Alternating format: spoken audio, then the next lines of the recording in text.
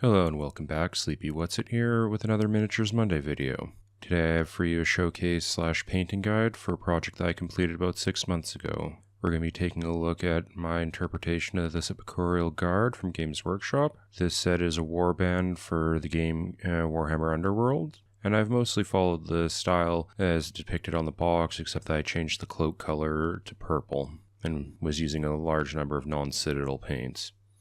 Actually, for this project, I think I used 0 citadel paints now that I think about it. Unfortunately, I didn't record the process of painting this warband, so I don't have any pictures or video of the various steps along the way or the specific techniques I was using, but I do remember the process that I followed.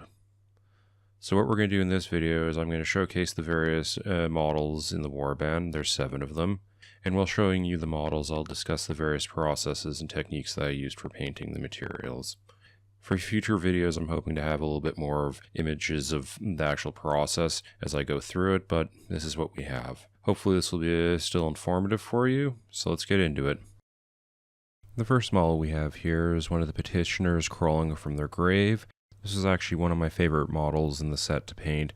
I enjoyed the little tombstone with the skull at the back, some of the posing with the sword and being low on the ground made the paint job just an interesting one to do, as opposed to just being kind of a long, tall, static skeleton figure. This figure, like all of the figures in the set, was primed by using an airbrush, though you could use a rattle can to get a similar effect. All of the figures were zenithal primed, so that's where you start with a base black prime and then work up from a shallow angle with a mid-tone and then from a high angle with a bright color to create the baseline shading of your figure to begin with. Admittedly, when I paint, I tend to base out a little bit heavy, so kind of lose a lot of the benefits of zenithal priming, but at least gives me an idea of what the shading is going to look like. So specifically for these models, I based using Vallejo black primer, and then did a highlight pass at from about 45 to 60 degrees using Israeli sand gray primer. I would normally just use straight gray primer for this from Vallejo, but because I knew there was a lot of bone in this, I decided to try sand to hopefully speed up the process, though again, I ended up basing, my base layers ended up being a bit thick, so I don't know if I really gained anything by doing this. And then finally, from right on top, I shot in a bit of white Vallejo primer. I don't know if I did specifically for this project, but often when I do a zenithal prime, I'll go back in with some artist inks, specifically black and white, and pick out some of the details that may have gone blown out. Often I find that some of the undercuts where there should be like a deeper shadow will get kind of filled in awkwardly depending on how I was holding the airbrush at the time. I use Liquitex artistic ink for this, but Dalaramni or basically any type of acrylic artistic ink works well for this. This figure is a good example of the stone technique I use throughout all of the models. For doing stonework like this, I often just use the Reaper stone triad that they've had out for a while. So I would start using a base of stone gray, then create a wash using their shadowed stone, darken it down a bit, then come back in dry brushing the stone gray on top of that to bring back the color up a bit so that you now have some dark and light regions, and then do some final highlighting with some weathered stone. When I say I've done highlighting, what I generally mean is that I've done some combination of layering, dry brushing, or edge highlighting depending on what the specific circumstance calls for. And when I explicitly call out that I dry brush something, that's generally right after a wash to brighten up the paint job again. But I'm using the same base color that was put on before the wash. The next model we have here is another petitioner, though this one's slightly more energetic than the previous one, having already gone to a standing position and is currently in the process of striking something down with his sword. He demonstrates a lot of the various materials and techniques that I used throughout the process, including like the bone, the cloth, the leather, and things like that. What I want to call your attention to here is the dark gray metal that appears on this model and a lot of the other models. Specifically, it shows up on the piece of armor on his shin, on his forearm, and on the recessed area of his shield. This darker gray metal I used throughout the entire warband for armor and some recessed areas, unlike the brighter, lighter gray metal that appears on the edge of his shield and on his sword. To achieve this darker gray metal color, I first based out the area using shadowed steel from Reaper, then applied a black wash from Vallejo to the area, dry brushed it with shadowed steel to bring back the color a little bit, and then did highlighting used blade steel from Reaper. The final petitioner model that we have here completes the sequence, starting with the first petitioner, which was standing up, then a second one that was readying itself, and finally this one standing, having completed its swing and overcommitting itself.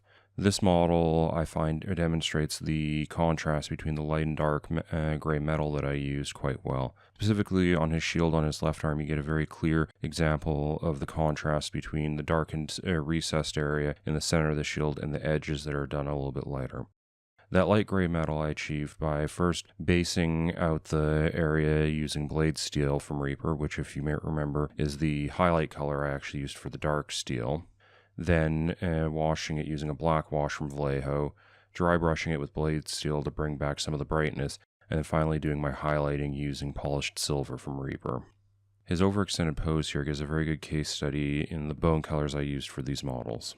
The bone was achieved by first basing out using desert sand from Reaper, then washing it in sepia from Vallejo, dry brushing it with desert sand to bring back some of the brightness, and then finishing off with highlighting done using skeleton bone from Reaper. When doing older undead bone like this, I prefer to use a slightly yellow, darker base to begin with, as opposed to something like the skeleton bone that I finished with, because I find with the skeleton bone, you're left with very little range to move upwards in color before you're starting to just paint with pure white, and generally painting with pure white kind of turns it into a paper doll looking figure. The fourth model we have here is the Harvester, which is the first of the named models, and is also quite difficult to frame well in a shot where you can still see the detail because of that very large scythe he's wielding. He actually contains fewer colors than the petitioners that came before because of the fact that he's wearing no leather or metal armor anywhere, so he doesn't have the dark steel or the leather brown, but he does introduce a new color with regards to the wood color used in the haft of his scythe. This gray-brown wood color actually appears in all of the named models, either as the handle for their weapon or as part of a shield that they have. I achieved this wood color by first basing out in shield brown by Reaper, which is gray-brown, then washing using Vallejo black, and then dry brushing again with shield brown to brighten up the wood a bit. If one wanted brighter, more accented wood, they could use a lighter gray-brown color to highlight with, or they could use something like that to freehand in wood grain. I chose not to do this because I didn't want to draw too much attention to the wood on the models, combined with the fact I wasn't confident in my freehanding ability. Next up, we have the Prince of Dust with his mace raised above his head triumphantly. He demonstrates all of the colors that I used, but we will focus on the leather color, which is the straps going across his chest and the straps holding his shield to his arm. This leather tone was achieved by first basing out using Harvest Brown from Reaper, washing it with sepia from Vallejo, and then finally dry brushing it with Harvest Brown again. This leather color again wasn't meant to be a focal point of the figure, so I chose not to put an additional highlight color on it. If you wanted to highlight this leather more, you'd probably want to use something like an orange-brown tone or something with a little bit more yellow to it. Here we have the penultimate model in the set, the Champion, who has a two-handed sword raised in front of himself, either to be threatening or in a very low German guard. This figure demonstrates all of the colors that we've discussed previously, and it additionally is a good showcase for the lighter yellow metallic color that I've painted.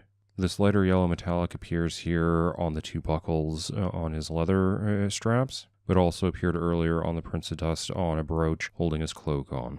This lighter yellow metallic color was achieved by first base coating using Dragon Bronze by Reaper, applying a sepia wash from Vallejo, and then dry brushing with Dragon Bronze again. Because of the natural lightness to the Dragon Bronze color and the very small area that I was working in, I chose not to apply a highlight color to this metal. Here we have the final model of the set, the Warden, who's the leader of the warband.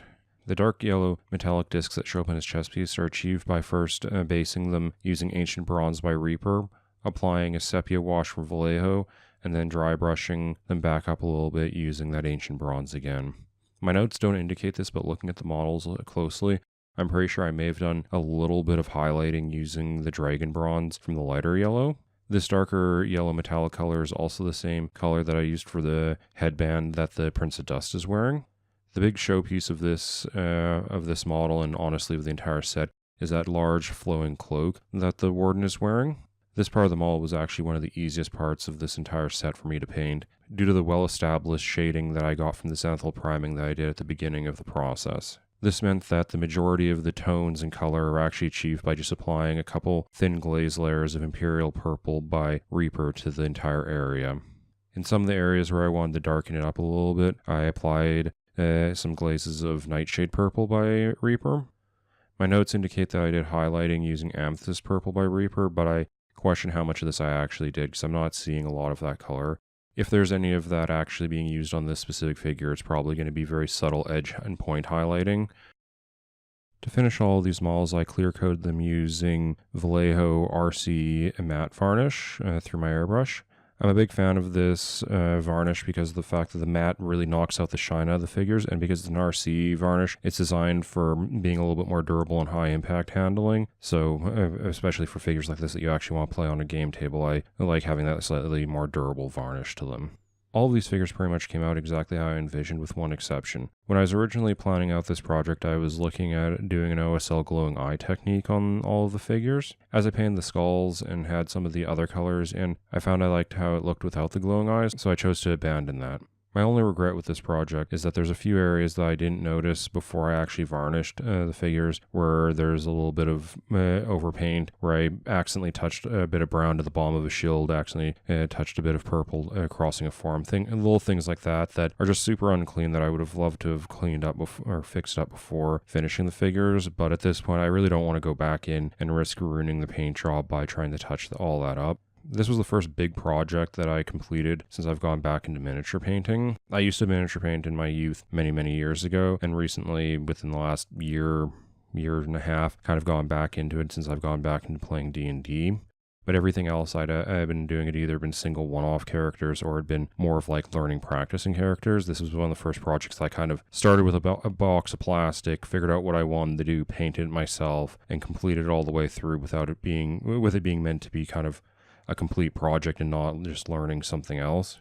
And really is what kind of transitioned me from kind of dabbling with getting back into miniature painting and moving towards more, no, this is seriously something I want to do as a hobby and focusing on developing my technique. Thank you for watching.